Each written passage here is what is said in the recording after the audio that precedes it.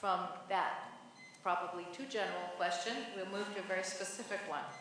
Please help us understand the recent Southern California Palmer decision about inclusionary zoning. Does it apply statewide? And I have to confess that I'm not familiar with this decision.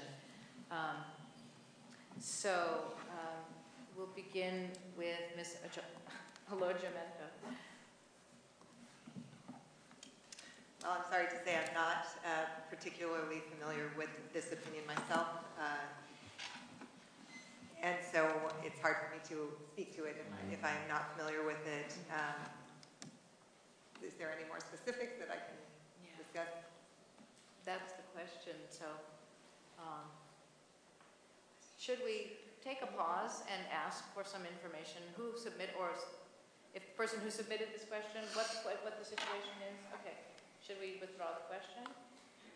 Just keep going. Okay. We'll go down the line. Mr. Spielbauer? Could I have the question read back again, please? The recent Southern California Palmer decision about inclusionary zoning. And the question is, does it apply statewide? I'm not familiar with the case. My focus has been doing homeowner foreclosure defense. That has, I think that you can understand that that's kept me very occupied. And I'm not going to venture an opinion on something a case that I'm not familiar with. Ms. McCracken?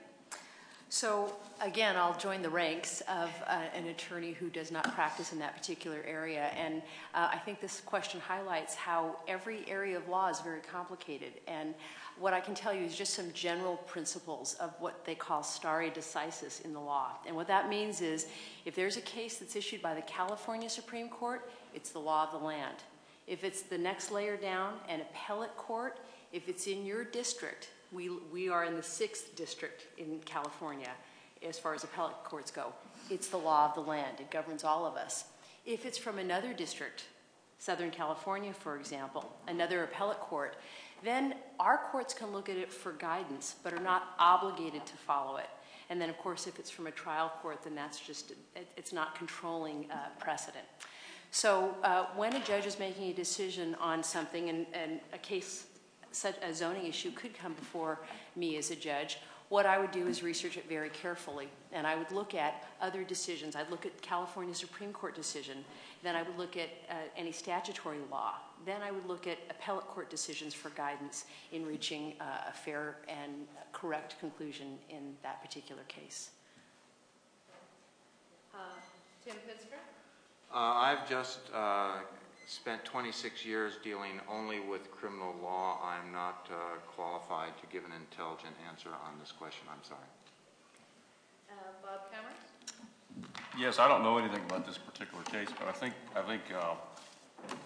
Ms. McCracken was incorrect about the courts of appeal. If this was a court of appeal decision and there's no other court of appeal decision that contradicts it, that is the law of the state, and every trial court must follow it. If there's 2 court of appeal decisions on the same issue, then every trial court can choose to follow which one it thinks is the most correct.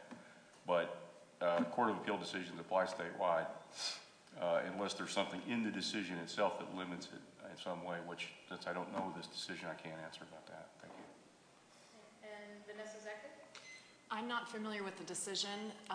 I will say, though, even if I were, I'm not clear that I would give a position on the thought about the exclusionary zoning principle. I don't think I would give a position on that because that is an issue that could end up in my courtroom at some point. And I don't know how I would feel about it, and I think we want that. I don't want any preconceived notions. So my opinion on whether it was a right or wrong decision, without knowing anything about it, but even if I did, I probably would not have given a thought on that. Okay, we'll move into another loaded question.